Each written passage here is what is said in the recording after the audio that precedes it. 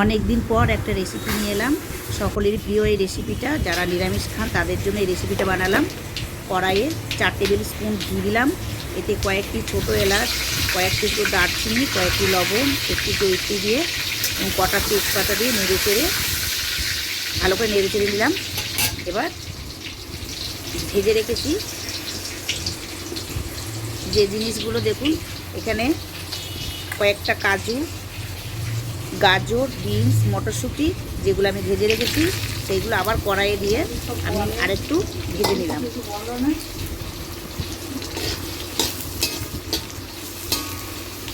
আমি সাদা তেলে ভেজেছি,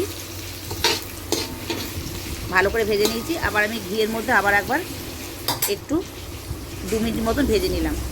আর এদিকে দেখতেই পাচ্ছেন থালায় আমি ভাতটা কি সুন্দর ঝরঝরে হয়েছে। আমি প্রায় 4 কাপ চাল, যেটা 600 গ্রাম মতন হবে, সেটাকে ভালো করে ধুয়ে বেশি করে জল দিয়ে ঝরঝরে করে ভাত করে নিয়েছিলাম।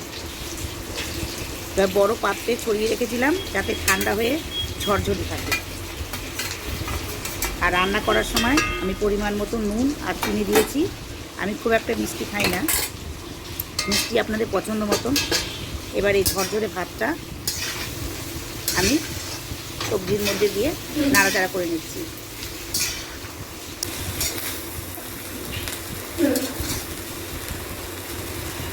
কড়াইটা দেখুন অনেক বড় হয়েছে, যার জন্য আমার রাইসটাকে ফ্রাই করতে আমার অসুবিধা হয়নি। এবার কিছুক্ষণ এটাকে আমি ওলট পালট করে নেব যাতে ঘি এবং সবজিগুলো সব জায়গায় ছড়িয়ে থাকে।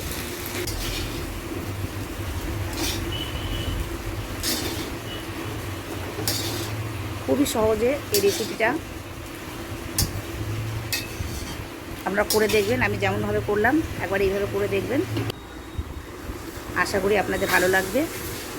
লাইক কমেন্ট করবেন। ধন্যবাদ।